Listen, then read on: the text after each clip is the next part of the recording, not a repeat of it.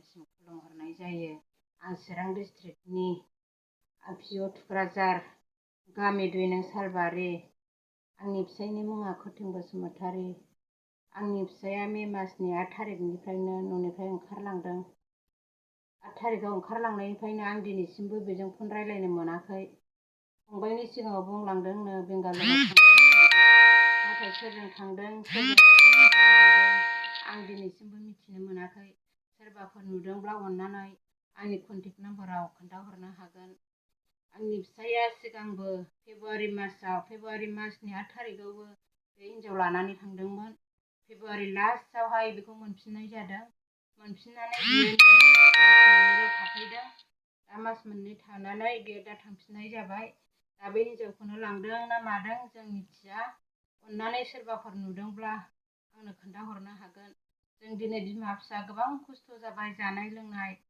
अननानै जाहाथे सोरबाफोर नुयोब्ला आंनि कन्टेक्ट नाम्बाराव खोन्थानो। हेल' लोगोफोर खुलुमबाय। आंनि मुङा अमृत बसुमतारी। नोंथांखौ दिनैनि बे गोदान भिडिअ'आव फिन बरायबाय। आङो दिनै फिन मोनसे जाथायनि सायावहाय बे भिडिअ'खौ लाबोदों। नाथाय बे भिडिअ'आ माने आं गोसो जानानै बानायनाय नङा। सासे आइजोआसो बे भिडिअ'खौ बानायनो थाखाय आंखौ खनले खावलायहरनायलाय आं बे भिडिअ'खौ लाबोनाय जादों। आरो बे आइजोआ गावनिफ्राय सुंद' भिडिअ'बो बानायनानै हरदों। नोंथांमोनहा सिगाङाव ससे भिडिअ'खौ नायनानै नोंथांमोनहा एसेब्लाबो बुजिखाबाय जानांगौ माने जाथाया मा जाथाय। दा बे आइजोआ माने जोबोद खस्थ' गोग्लैनानै दं।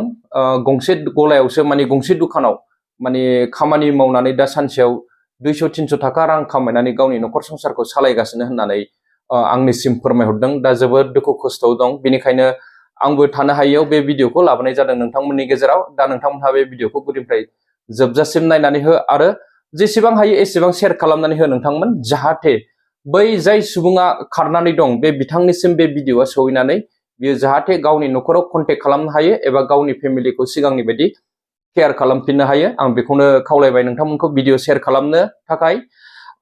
जाय बिथांमोनहा आंनि चेनेलाव गोदानै भिजिट खालामदों नोंथांमोनहा प्लिज चेनेलखौ साबस्क्राइब खालामनानै हो। आरो जाय बिथांमोनहा अलरेडि चेनेलखौ साबस्क्राइब खालामखांबाय नोंथांमोननिसिम आंनि गोसो गोरबोनिफ्राय रोजा साबायखर बावनाय थाबाय। नोंथांमोनहा जुदि बे भिडिअ'खौ इउटुबाव नायदोंबा नोंथांमोनहा चेनेलखौ साबस्क्राइब खालामनानै होबानो जाबाय। आरो जाय बिथांमोनहा फेसबुकआव नायदों नोंथांमोनहा फेसबुक पेज एबा फेसबुकखौबो फल' खालामनानै होबानो जाबाय। दे बिदिब्ला नोंथांमोन भिडिअ'खौ स्टार्ट खालामदिनि। नोंथांमोन बे भिडिअ'खौ सपना बसुमतारी मुंनि सासे आइजोआ बानायनानै हरदों एबा बे भिडिअ'खौ बानायनो थाखाय आंनिसिम खावलायहरदों। बिनि थाखायनो आं बे भिडिअ'खौ लाबोदों। दा जाथाया माने बेफोरबायदि जाथायाथ' कन्टिनिउ सोलिगासिनो नङा होमबा जोंनि बर' माहारिनि गेजेराव। दा बुजिनो मोनला मानि जाहोनाव बेफोरबायदि जाबाय थाखो बा मा जालांखो जोंनि बर' माहारिनि लाइमोनफोरा। दा बे भिडिअ'आ माने चिरां डिस्ट्रिक्टनियानो नोंथांमोन। चिरां डिस्ट्रिक्टनिफ्रायनो खावलायहरनाय जादों बे भिडिअ'खौ बानायनो। आङो चिरां डिस्ट्रिक्टनि गोबांथार भिडिअ' लाबोबाय। दा बेबो चिरां डिस्ट्रिक्टनिनो। दा सपना बसुमतारी बिथाङा आंनिसिम खावलायहरदों, गावबो सुंद' भिडिअ बानायनानै हरदों। दा बे भिडिअ'खौ नोंथांमोनहा गुदिनिफ्राय जोबजासिम नायबानो जाथायनि सोमोन्दै मिथिगोन। अब्लाबो आं सुंद'यै फोरमायहरनो सानदों। माने सपना बसुमतारीया खथें बसुमतारी होननायजों जुलि जाबाय बिसोरो। दा बिस्रा मोनसे फेमिलि दंसैमोन।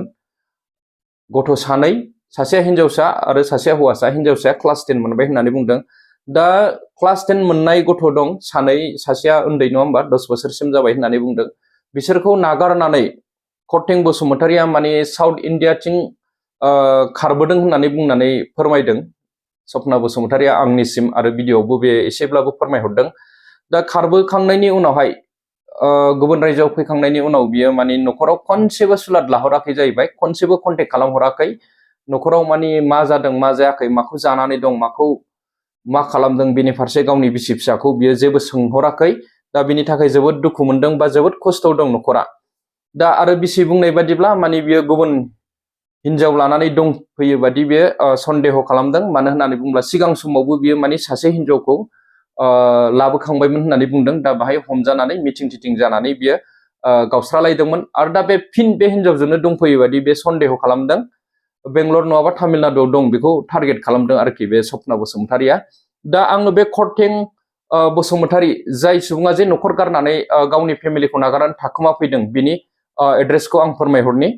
बिथांनि मुङा Khathen Basumatary, care of Robison Basumatary, Salbari number 2 पिअ थुक्रिजरा साब डिस्ट्रिक्ट सिडली डिस्ट्रिक्ट चिरां बियो चिरांनिनो नोंथांमोन स्टेट आसाम पिन कड 783394 मानो होननानै बुङोब्ला बियो आधार कार्डनि एड्रेस ना नोंथांमोन जाहाथे मिस्टेक जाया होननानै आं आधार कार्ड बिहरनाय जादों दा आङो कटें बसुमतारी बिथांखौबो खावलायनो सानदों आंनिफ्राय माने नोंथाङा न'खर गारनानै बेफोरबायदि न'खर गारनानै नों फैबाय जेबो नङामोन नों जुदि खामानि मावनो फैदोंब्ला दिनै न'खराव फैजेननायनिफ्राय खनसेबो कन्टेक्ट खालामहराखै नोंनि बिसि फिसाया माब्रै दं माब्रै गैया नोङो जेबो उदिस लाहरिया बे नोंथांनि गोरोन्थि बेनिखायनो आं बे भिडिअनि गेजेरजों खावलायो नोंथाङा थाबैनो कन्टेक्ट खालामहरनांगौ न'खराव थाबैनो सावरायनांगौ बिसि फिसाजों माब्रै दं माब्रै गैया नोंसोर सावरायलायनानै नोंसोरनि प्रब्लेमखौ सल्भ खालामनानै लानांगौ आं बेखौनो बे भिडिअनि गेजेरजों खावलायहरबाय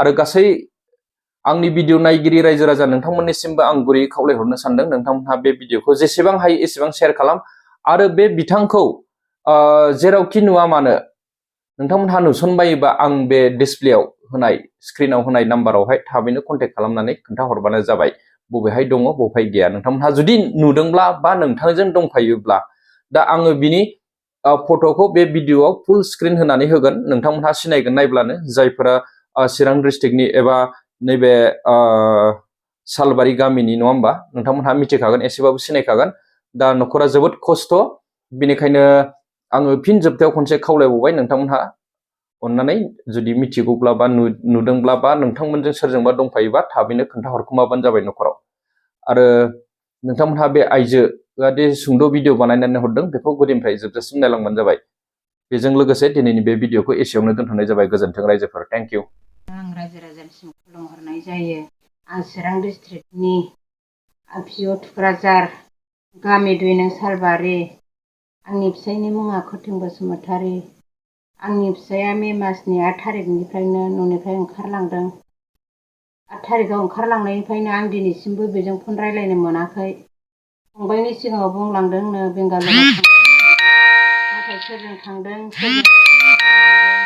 आं दिनैसिमबो मिथिनो मोनाखै सोरबाफोर नुदोंब्ला अननानै आंनि कन्टेक्ट नाम्बाराव खोन्थाहरनो हागोन आंनि फिसाया सिगांबो फेब्रुवारि मासनि 8 थारिखआवबो बे हिन्जाव लानानै थांदोंमोन फेब्रुवारि लास्टआवहाय बेखौ मोनफिननाय जादों मोनफिननानै मास 2 थाफैदों दा मास 2 थानानै बे दा थांफिननाय जाबाय दा बे हिन्जावखौनो लांदों ना मादों जों मिथिया अननानै सोरबाफोर नुदोंब्ला आंनो खोन्थाहरनो हागोन जों दिनै बिमा फिसा गोबां खस्थ' जाबाय जानाय लोंनाय अननानै जाहाथे सोरबाफोर नुयोब्ला आंनि कन्टेक्ट नाम्बाराव खोन्थानानै हर आंनि मुङा सपना बसुमतारी